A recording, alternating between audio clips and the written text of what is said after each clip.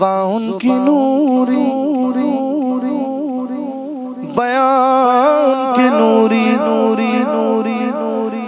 دہن ان کا نوری، بدن ان کا نوری، یہ خاکی بنائے کہ کیا ان کے خاکے، محمد ہمارے بڑی شان والے، محمد ہمارے بڑی شان والے، وہ نبیوں میں رحمت،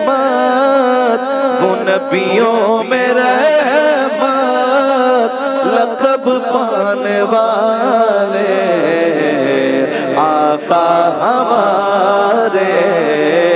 بڑی شان والے، آقا ہمارے بڑی شان والے۔ داستان محمد، داستان سرکار دو عالم صلی اللہ علیہ وآلہ وسلم۔ اور آج داستان کا وہ حصہ ہے کہ اب سرکار دو عالم صلی اللہ علیہ وآلہ وسلم نے اپنے اصحاب کے ساتھ، یعنی اب مکہ ظاہر چھوڑ دیا ہے، مدینہ آ گئے ہیں، بدر ہو گئی ہے، احد ہو گئی ہے، اب مکہ نہیں گئے بہت عرصے سے، تو اصحاب کے ساتھ عمرے کا قصد کیا، مکہ جانے کا ارادہ کیا، اور قریباً 1400 اصحاب رسول ہیں کہ جنہوں نے یہ ارادہ کیا ہے۔ آپ کا قافلہ راستے میں موجود ایک معروف حدیبیہ نامی کنویں تک پہنچا ہے، تو آپ نے وہاں پر قیام فرمایا کچھ حدیبیہ نامی مقام پہ، یہاں بخب میں بھی ایک منظر دیکھ رہے ہیں۔ تو عربوں کے یہاں رواج تھا کہ کسی کو عمرے پر یا حج سے نہیں روکا جا سکتا تھا، اور کیونکہ رسول اللہ صلی اللہ علیہ وسلم اور ان کے اصحاب غیر مسلح تھے، تو مشرکین کے پاس ان کو روکنے کا کوئی جواز نہیں تھا، یعنی کہ ورنہ تو یہ بھی نہیں کہہ سکتے تھے کہ کیا حملہ آور ہونے کے لیے آ رہے ہیں، جنگ کے لیے آ رہے ہیں، نہیں، یہ قافلہ آ رہا ہے اور غیر مسلح آ رہا ہے، عمرے کی نیت سے آ رہا ہے۔ لیکن اس کے باوجود رسول اللہ اور ان کے اصحاب کو مکے میں داخل ہونے سے روکنے کی کوشش کی گئی، رکاوٹیں ڈالی گئیں، وہ کسی طور تیار نہ ہوئے، تو بہرحال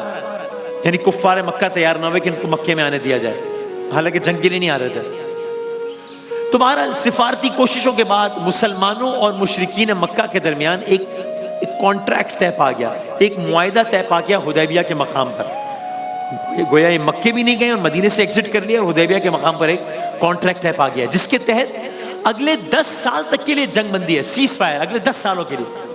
اور ساتھ ہی ایک بات اور یہ بھی طے کر لی گئی کہ مسلمان ابھی اس سال واپس چلے جائیں گے، یعنی ابھی یہ جس نیت سے آئے نہیں، ابھی واپس جائیں گے، ہاں اگلے سال آ کر ان کو عمرہ کرنے کی اجازت ہوگی، یہ طے پا گیا۔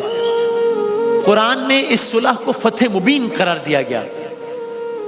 اور وقت نے ثابت کیا کہ ایسا ہی ہوا، یہ کتنی بڑی فتح تھی، اس لیے کہ آگے جا کے یہی صلح دراصل فتح مکہ کا پیش خیمہ ثابت ہوئی۔ تو اشعار کی صورت میں سنیے، تھی صحابہ اور رسول اللہ کو کعبے کی یاد، ظاہر مکہ مطلب جہاں پلے بڑے، جہاں اتنا وقت گزارا، جہاں صبح و شام رہتے، جہاں طواف کرتے، بیت اللہ جاتے، اور اب اتنے عرصے سے مدینے آ گئے ہیں، تو ظاہر سی بات ہے تھی صحابہ، یعنی ہم کبھی 5 دنوں کے لیے مکہ جاتے ہیں اور پھر واپس آتے ہیں تو اتنی یاد آ رہی ہوتی ہے، تو وہ تو وہاں پر رہے ہیں، روزانہ صبح و شام زیارت کرتے تھے، طواف کرتے تھے، تو تھی صحابہ اور رسول اللہ کو کعبے کی یاد، خواب دیکھا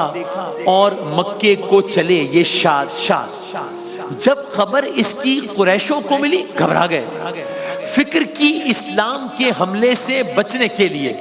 کی حدیبیہ میں منزل قرب مکہ شاہ نے، کی حدیبیہ میں منزل قرب مکہ شاہ نے،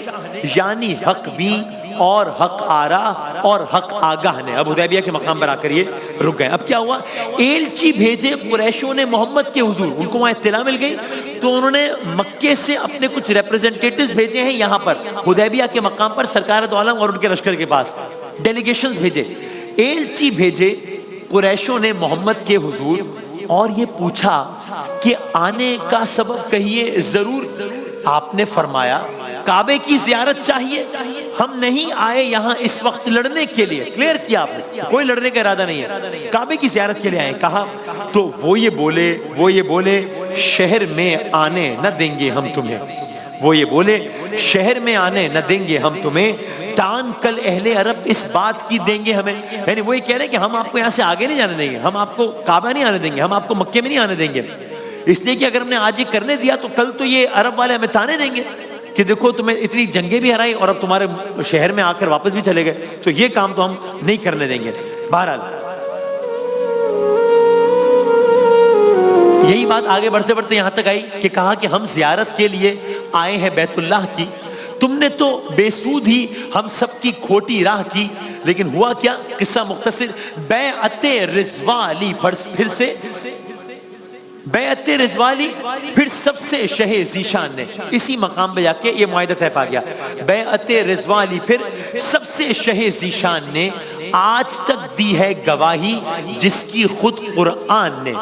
یہ یہاں پر معاہدہ طے پا گیا. اب اگر بظاہر دیکھا جائے تو کیا ہوا کہ جس جنگ کرنے کے لیے نہیں آئے تھے پھر بھی واپس جانا پڑا, 10 سالوں کے لیے جنگ بندی بھی ہو گئی, لیکن دراصل اس کے بڑے دورس اثرات تھے. ظاہر ہے سرکار دو عالم صلی اللہ علیہ وآلہ وسلم اگر کوئی فیصلہ کر رہے تھے تو ان کی نگاہ بہت دور تک تھی, اس میں خدا کی مدد شامل حال تھی. تو ہوا کیا, صلح حدیبیہ کے موقع پر, یعنی اگر کوئی صرف اتنی ہی داستان سنے تو بظاہر ہی لگے گا کہ یہ کیا کیا, واپس چلے گئے, عمرہ نہیں کیا.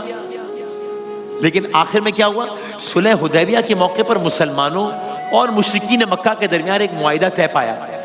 جس کے تحت آئندہ 10 سال تک کوئی جنگ نہیں ہوگی. لیکن اب کیا ہوا, مشرکین مکہ نے ہمیشہ کی طرح اس مرتبہ بھی عہد کو توڑ دیا, اس وعدے کو توڑ دیا.